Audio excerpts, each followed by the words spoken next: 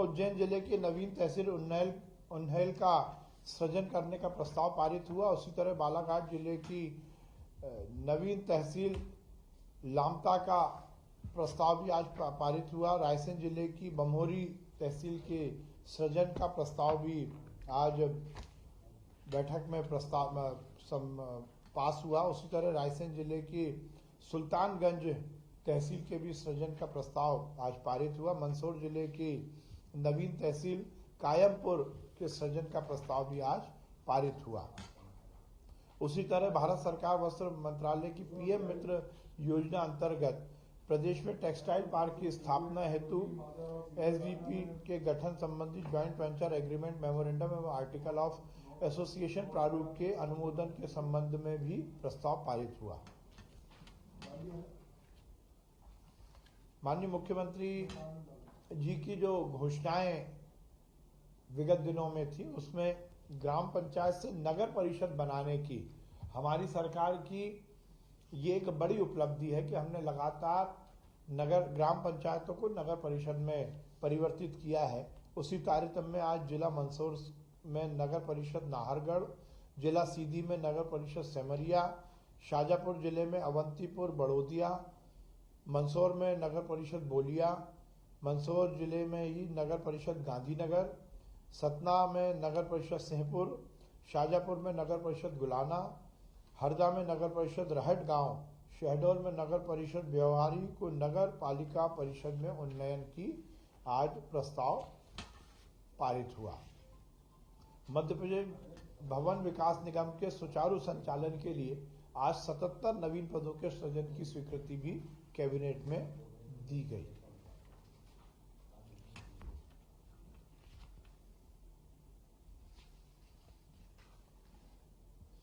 भोपाल में hybrid immunity model के अंतर्गत कमला पार्क से संत हिरदाराम नगर तक 8 लेन एलिवेटेड कॉरिडोर की स्वीकृति भी कैबिनेट की बैठक में दी गई।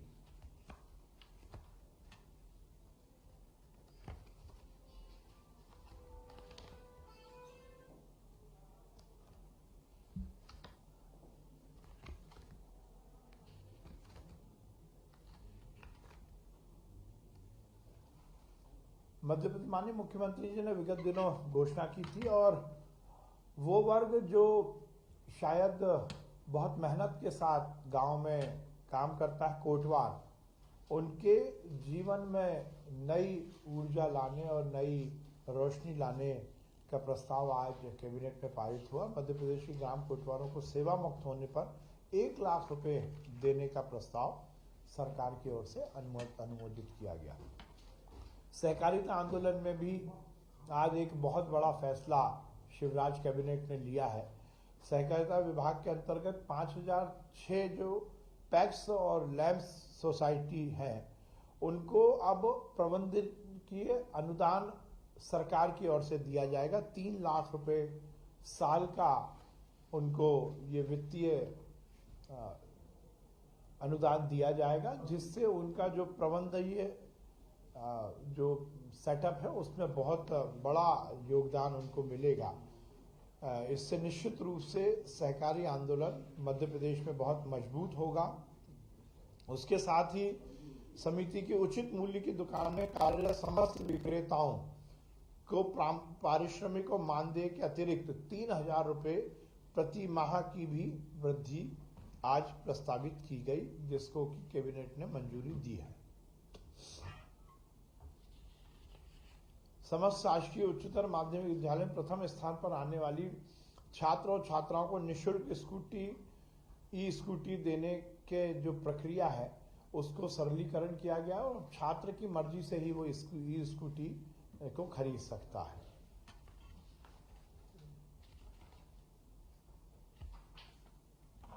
आज विभिन्न सीएम राइज स्कूल के प्रस्ताव पारित किए गए और उनकी सुविधाओं के उन्नयन के भी प्रस्ताव कैबिनेट की बैठक में पारित किए गए।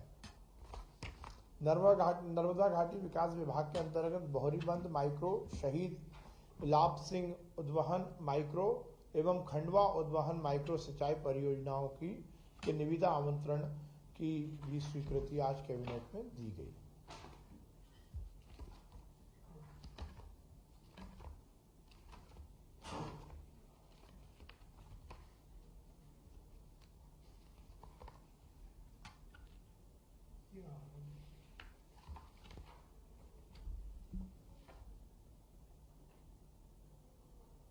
आज आहार अनुदान योजना के अंतर्गत हितग्राहियों को प्रति माह 250 रुपए जो अभी तक मिलते थे उसमें वृद्धि करके 1250 रुपए के स्थान पर प्रति माह 1500 रुपए का प्रस्ताव आज कैबिनेट में पास हुआ।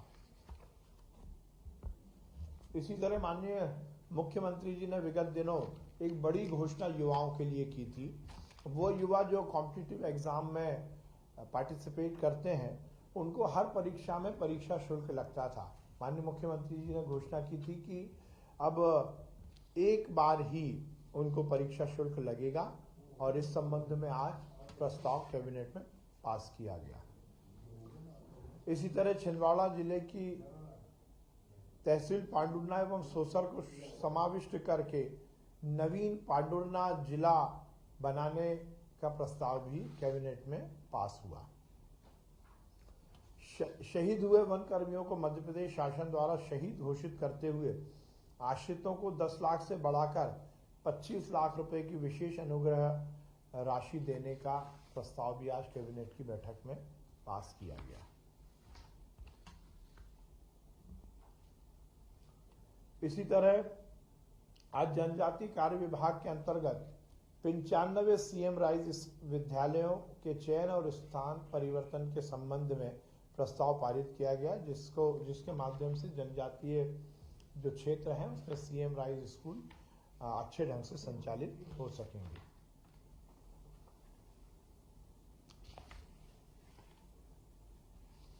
आज जनजातीय एवं लोक कलाकारों के प्रदर्शन के लिए दैनिक मानदेय और भत्ते में भी बढ़ोतरी की गई। अभी तक मानदेय 800 रुपये प्रति दिवस था, अब हमारे जनजातीय लोक कलाकारों को 1500 रुपये प्रति माह ये मानदेय मिलेगा और इसी तरह दैनिक भत्ता जो 250 रुपये था वो बढ़ाकर 500 रुपये किया गया है।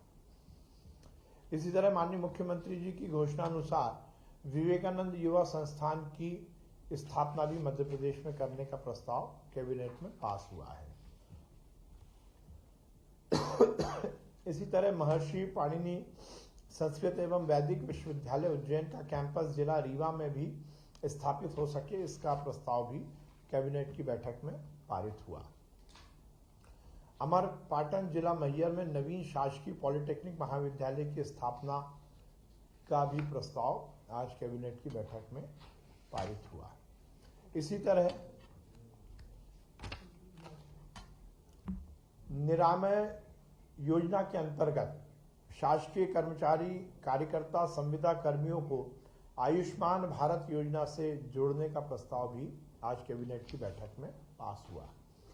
इसी तरह एक बड़ी घोषणा आज हुई है, रायसेन जिले में अब नवीन मेडिकल कॉलेज शुरू होगा। माननीय मुख्यमंत्री जी की ये घोषणा थी और आज रायसेन जिले में नवीन चिकित्सा महाविद्यालय नया मेडिकल कॉलेज स्थापित करने का प्रस्ताव पारित हुआ है। ये रायसेन जिले के लिए एक बहुत बड़ी उपलब्धि है। इसी तरह जो हमारे विभिन्न परीक्षाओं में जो परीक्षण के वन रक्षक हैं उनके मूल वेतन के संबंध में भी प्रस्ताव कैबिनेट की बैठक में पारित हुआ है। और इसी तरह माननीय मुख्यमंत्री जी ने विगत दिनों घोषणा की थी, मेडिकल कॉलेज के हमारे जो शैक्षणिक संवर्ग है उसको जो 7वां वेतनमान है अब वो 2016 से दिया जाएगा। ये एक बड़ा प्रस्ताव भी आज की कैबिनेट की बैठक में पारित हुआ है।